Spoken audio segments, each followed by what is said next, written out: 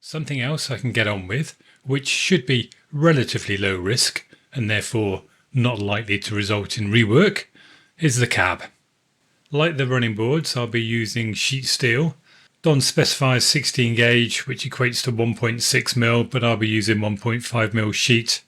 There are three key parts: the spectacle plate, the two sides, which are identical, and then the cold bunker, which really ties the whole lot together. I'll kick off with the spectacle plate, which I think will be the most challenging part because of the radiused roofline.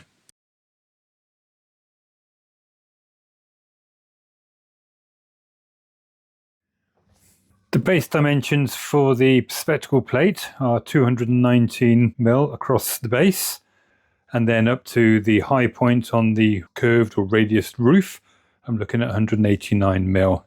So I've marked this out a little bit bigger, I think 223 by 192, to give myself 2 or 3mm to play with as I square it up. And I'm not going to mess around with the hacksaw. I'm going to get straight into some power tools to chop that out. So a 1mm cutting disc, and I'll actually cut it outside so I don't make too much mess inside here. I've rough cut my bit of sheet steel. So rather than trust myself at filing, I'm going to go the easy way and square off all the edges in the milling machine. I'm working off the front edge of the table with this square, not too tightly clamped down. Not the best way to treat a precision instrument or a precision tool, but there we go. So I've got two good edges from the original sheet, but I'm going to clean up all of them anyway. But I'll use this one as a reference to start against the square.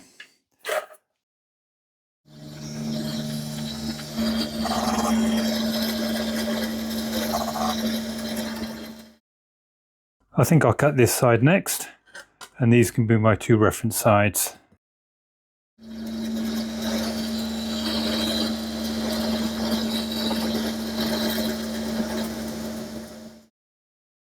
I've got round about 3.5mm to remove, so plenty of spare.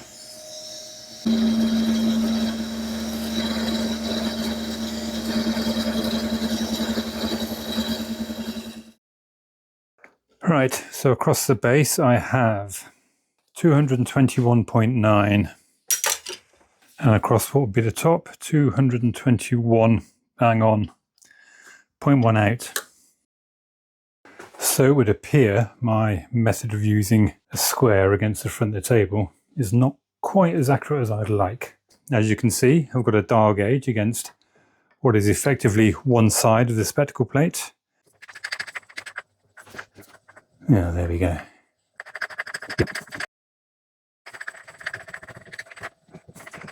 That's good enough. That's more than good enough. I'll take that. I've still got a good 3mm to take off.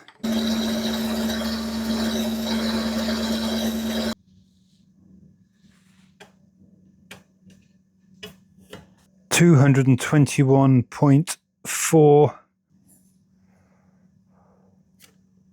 221.4. Much better.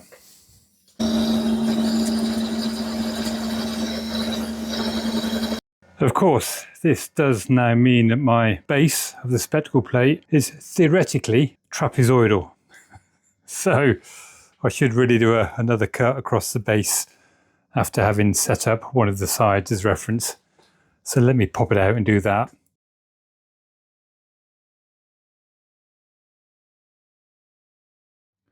The most challenging part, I think, for the spectacle plate is going to be the radius to top. Don specifies 13.5 inches, which in my world brings me to 343mm. So somehow I need to mark that out across the top. Funny enough, I don't have a compass that goes out that far.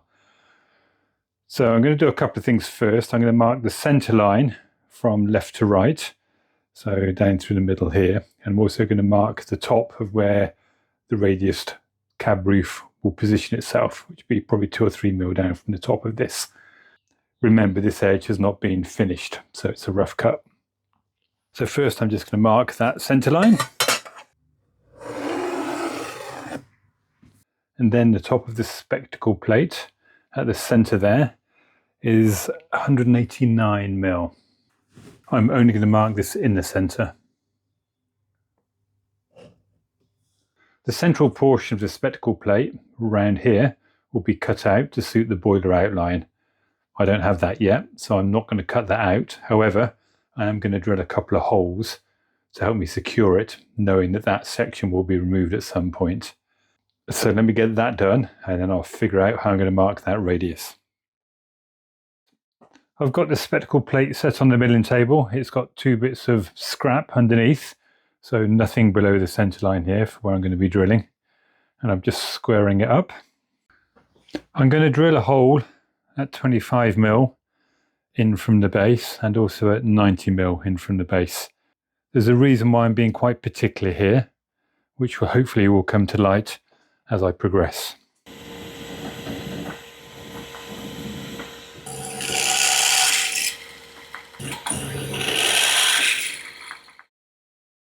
I'm also going to add another 2 6mm holes where the windows will be. These need to be opened out to, I think, 32mm diameter, but for now, again, I'm just going to put 6mm holes in because it'll help me in a few minutes when it comes to doing the radius. Are they windows or are they portholes?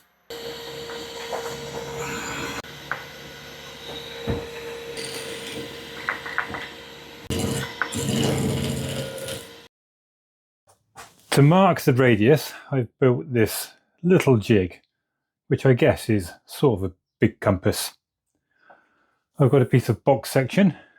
At this end, I've drilled through at 10mm. In fact, I've ran a reamer through at 10mm, and I've got a big chunky 10mm Allen cap bolt running down through. And as you can see, it's secured into the ways on the table.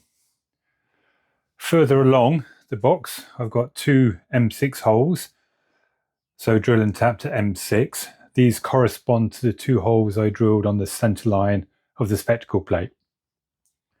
And at the moment, I've got a clamp here holding the box section rigidly in place. It pivots at this end and will ultimately move at this end in an arc, which will give me the outline for the top of the spectacle plate.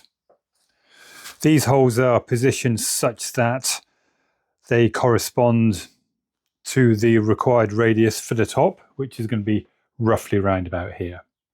So the idea is I will bolt the spectacle plate onto the box section here, move the table over accordingly, and I will know then that I've got a nice big radial rod from which to mark the outline for the top of the spectacle plate.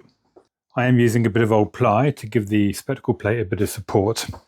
Because the box section is currently parallel or aligned to the x-axis on the mill, I can also now use my centre line on the spectacle plate to ensure that it is aligned to the box section and then also directly under the centre of the quill. I'm using lock nuts because I don't really want to be chopping these stainless Allen bolts unnecessarily. Right, the first job then is let's get the wiggler with the pointer into the chuck and then make sure that the spectacle plate is aligned to the x-axis. As I said, the box section is aligned to the x-axis. Well, as good as a chunky old piece of box section can be. This is probably overkill. But there again, what else does one do over the Christmas break? So the centre line is now aligned using the wiggler just on this top section here.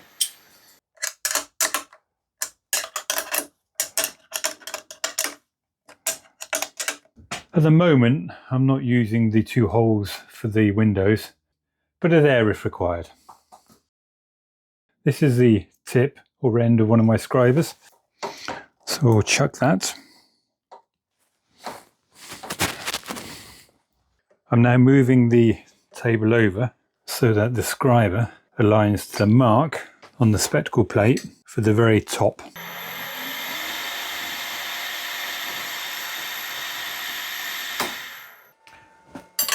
The idea being that by unclamping the box, which at this end is just supported on some scrap, the idea now is I can rotate it in both directions and scribe the line. So let's put the scriber down and see if that works. So I've now pulled the quill down so the scriber is pressed onto the surface of the sheet metal. Might be a little bit too tight. Let's just loosen that off a touch.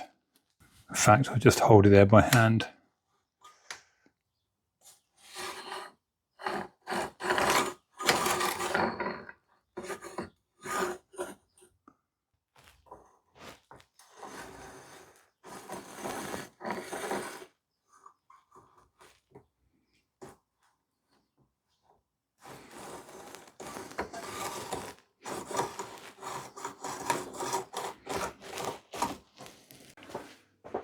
I can check by measuring from the base of the spectacle plate off camera to the bottom left to the position where the arc intercepts the outside edge of the spectacle plate.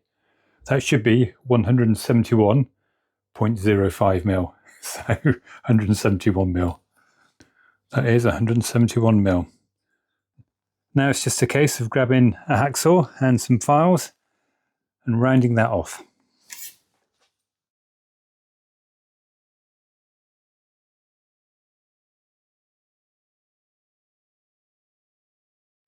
After some work with the disc cutter to rough cut it, I've now finished off that top radius. Of course, I did use a setup I had on the milling machine, but really what I did was not good engineering practice, not something I'd recommend, and as such, not something I was prepared to show on video. Needless to say, it's done, and I've still got on my fingers, so I'm quite pleased with that.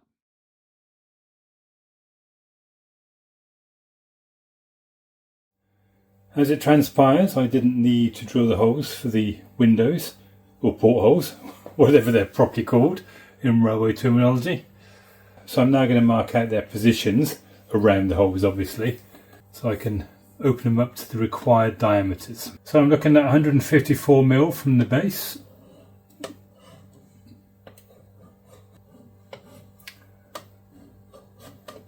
I'm doing this because I'm going to use a wiggler to position the spectacle plate on the milling table. So 154 up from the base and then 25.4, or an inch of course, in from the sides.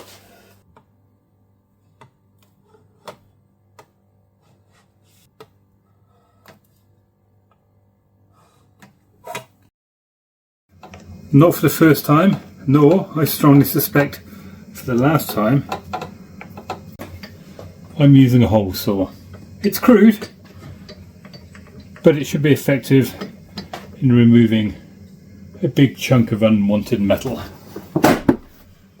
This is a 29mm hole cutter. I'm actually looking for a hole diameter of 32, so I've got 3mm to play with, which is good, because this will not leave a good edge, I'm sure. We're already centered on the y-axis, and I'll just bring it in now on the X. 25.4. I have no idea how this is going to go, but we are about to find out.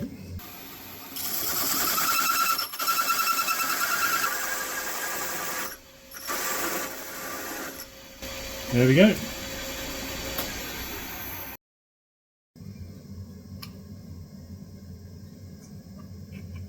Given that was a 29mm hole cutter, I'm actually quite impressed at how close to 29mm that is. To open it out to 32mm, I'm using my boring head, which you can just see here at the top of the screen. In it I've got one of those cheap horrible tungsten tipped boring bars, and I've modified this as suggested by this old Tony in one of his videos. It's quite an old one now, so I can't remember which one it was. But it has been reground significantly to give me a much better cut than what the parts do out of the box. I've got 3mm to take off, so that's 1.5mm on the diameter.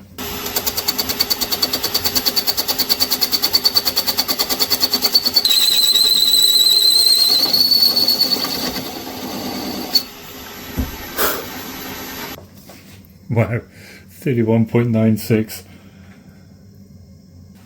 Okay, now I can get on and do the other side. Well, for what was basically a bit of a Heath Robinson approach, I think that's turned out quite nicely.